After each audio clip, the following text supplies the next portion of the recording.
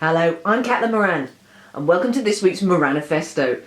On the 3rd of May, the day this blog goes online, a national protest has been suggested by parents, despairing of how pressurised their children's education has become. A group called Let Kids Be Kids are calling on parents to remove their children from school for the day and let them run around in the sun, or more realistically snow, and have some fun, or at the very least stay at home in their pyjamas and watch Homes Under the Hammer whilst eating some quavers. They are concerned about the increasingly joyless, test-driven, uncreative, sedentary curriculum imposed on our small, curious and restless children. A curriculum, I should add, which is generally hated by the teachers who are meant to enforce it. In Moranifesto, I address modern education's unhappy march towards meaningless tasks, constant tests and bloodless, force-fed fact regurgitation with, I might claim, a rather bold suggestion. Now, I'm not one for craven populism. I dare to say the unsayable. In my time, I've suggested some pretty contentious things, that jam is horrible, that fish are evil, ketchup shouldn't be kept in the fridge, and Father Christmas is the sexiest man alive. But this week, I'm going to say something that I confidently expect to win 100% support. I cannot imagine a single person disagreeing with me, because it is this. We should ban homework. If one thing happens in 2016, it should be a concerted campaign to eradicate this illogical, damaging, ass-paining institution once and for all. It is an invention universally loathed, and it is slightly less popular than mouth ulcers. For children, homework is one of their classic immortal foes, up there with vegetables, darkness, teeth cleaning and bedtime. Parents, meanwhile, are doubly enraged, as former children themselves, they can't believe this homework stuff has come back around again. This time with the added topspin of you now being the poor sap that has to haul their kids in from the playground and make them give any kind of a shit about Richard II on one side of A4 paper, even as your offspring scream, "I hate you! I'm too tired to do this and I want to die!" Finally, should parents and children wish to round on the people who have given them the homework, the teachers, they would find that teachers are the ones who hate homework most of all. Teachers are all like, "Don't have a go at us. We'd kick homework in the nuts if we could." Teachers loathe homework. It's yet another round of projects to be set, handed out, nagged over and then marked. Homework for kids just basically means homework for teachers too.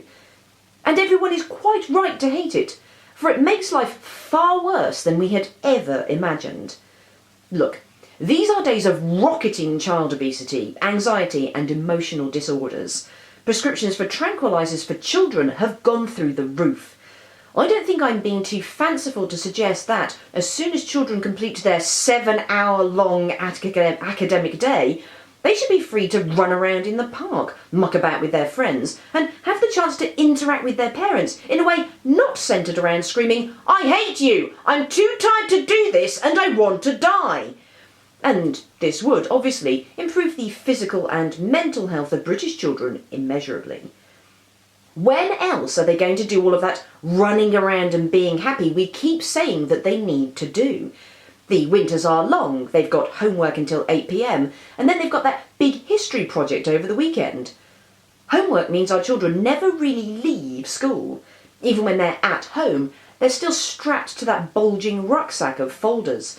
They're still on deadlines. They're still producing. And whilst that's never fun for any child, for some it's utterly devastating. If you know in your bones that academia is not for you, then those final hours of homework mean that you've spent your entire waking day doing stuff that you feel a failure in. You have no time to go out there and find the things that you might excel at, that give you joy and change your life.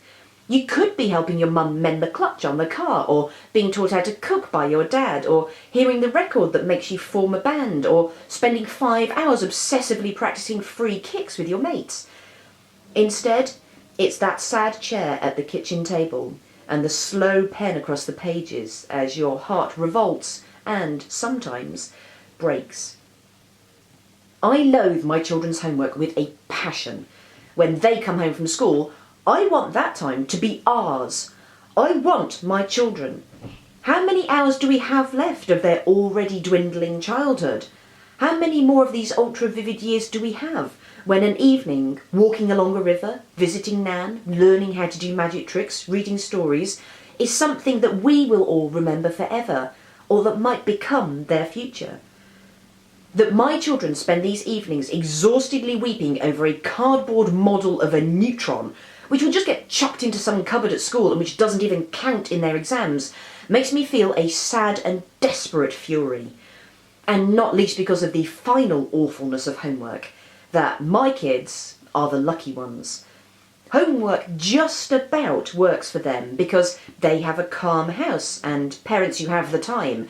Just about, if we forget that I actually wanted to go and listen to serial whilst having a hot bath, to help them. But for those children who are not lucky, who live in a chaotic house, who have parents who are busy or who are gone, homework is the cruelest reminder yet that the biggest factor in most children's educational attainment is, over and over again, their parents' education and class. It is often the final blow to the already struggling. So, let's call homework what it really is. It's not homework, it's a parent test. It's a life vampire. It's a future heart attack. It's emptied our playgrounds and panicked our children. It puts work into a home, and I wish it death. I hope the biggest dog in the world comes and eats it. I'll see you all next week. Thank you. Everyone out there has one idea that would make the world a better place, and I want you to tell me yours.